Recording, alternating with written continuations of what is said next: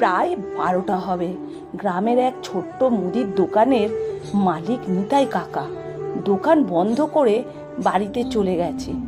ভোরে উঠে দোকানে এসে দেখেন দোকানের তালা ভাঙা। কাকার মাথায় হাত, দৌড়ে দোকানের ভেতরে গিয়ে দেখলেন ক্যাশ বাক্স খোলা। তিনি ভাবলেন আজ সব শেষ, কিন্তু টাকা গুনে তিনি অবাক হয়ে গেলেন। 5,000 টাকা থাকার কথা, কিন্তু আছে 6,000 টাকা। চোর কি তবে ভুল করে টাকা রেখে গেছে? খবর ছড়িয়ে পড়ল পুরো গ্রামে। পুলিশ এলো, প্রতিবেশীরা এলো, সবাই অবাক, কিন্তু কেউ কিছুই বুঝে উঠতে পারল না। কয়েকদিন পর নিতাই কাকা ক্যাশ বাক্সের নিচে একটা কাগজ দেখতে পেলেন। তাতে লেখা, কাকা, আমি চুরি করতে এসেছিলাম, কিন্তু আপনার দোকানে দেওয়ালে একটা ছবি দেখলাম। ছবিটাতে আপনি এক বৃদ্ধাকে বিনা পয়সায় চাল দিচ্ছেন, আর বৃদ্ধা আপনাকে দুহাত তুলে আশীর্বাদ করছে। আর নিচে লেখা ছিল, মানুষের উপকার করলে ভগবান অন্য রাস্তা দিয়ে সেটা ফিরিয়ে দেন। আমি ওই বৃদ্ধাকে চিনি, উনি আমার মা।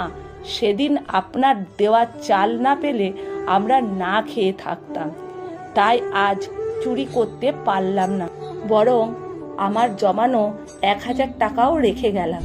আমাকে ক্ষমা করবেন, একজন ব্যর্থ চোর। চিঠিটা পড়ে নিতাই কাকা চুপ হয়ে গেলেন।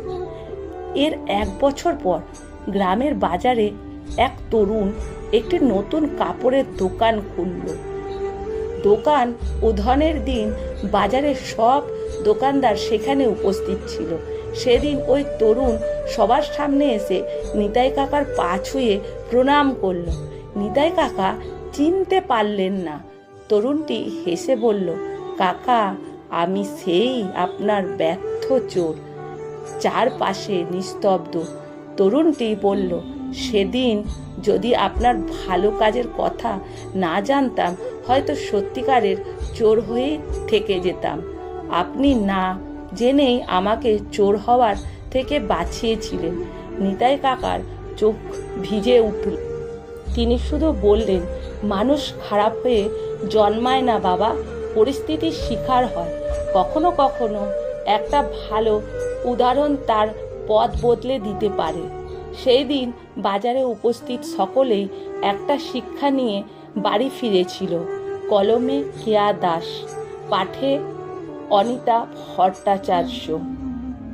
ভিডিওটা কেমন লাগলো বন্ধুরা? প্রচুর শেয়ার করবেন। আমার প্রণাম, ভালোবাসা আপনাদের জন্য রইল।